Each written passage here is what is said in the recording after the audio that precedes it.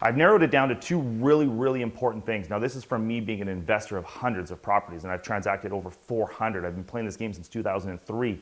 So I've done a lot, and I've used 3 property managements back in the day. And I'm going to tell you this quick story. My very first property management company was a guy out of Edmonton, came referred to by a rather large real estate program. This guy told me he was screening the tenants, and it turned out he wasn't. He put in smokers, big dogs. I had 8 properties at the time. Smokers, big dogs, no jobs. It was like multiple people living in the property. And when we ended up letting him go a few months later, it took me months and months to clean up my portfolio and transition people out to get the right people in. So what I've narrowed it down to is there's 2 important parts. Tenant, yes or no. And what I mean by that is you want to be able to approve your tenant. You want to be using a management company, if you are using a management company, that is bringing the tenant to you for final approval. Now, you don't need to meet the tenant. You don't need to, see what they look like or what they drive, but you need to know where they work, what their names are, where they used to work, current rent from, used to rent from, and more importantly, you need to know what their credit rating is. So you need to have the final yes or the final no, because management companies typically make their percentage, typically it's 10%. Management companies will make 10% once a tenant is in place. If it's not rented, then they make 0%.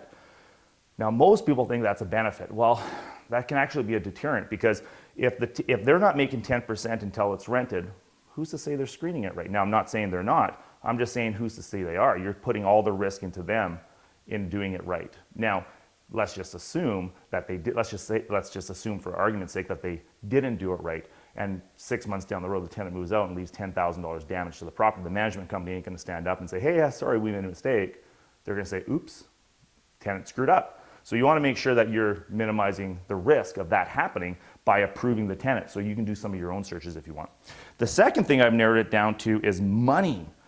This is very important. Most management companies, what they're going to do is they're going to collect your rent on the 1st of the month, and then they're going to pay all of their bills, including themselves. And then on the 25th to the 28th of the month, they're going to pay you. They're going to send you whatever money's left over. So there's about 24 to 27 days of them holding your money, which you have to pay your mortgage, taxes, insurance. You still have bills to pay. But then when they send you the bill, those bills have already been paid. And now you're kind of swimming upstream trying to get questions asked. Make sure that you're managing your money. Make sure you're approving bills before they get paid. Because if you're approving a bill before it gets paid, it keeps you in control. I'm not saying don't do the work. Do the work. But if you're approving the bills before they get paid, now you have a little bit more control over your money.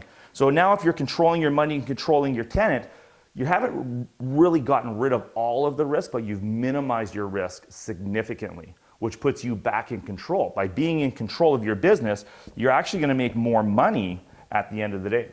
That's a management tip that I've taught myself over and over and over and over again from doing years of property management with companies managing my portfolio.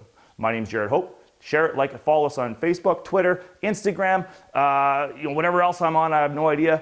But make sure you're following it and make sure you're clicking links and sharing it. Thanks, everybody.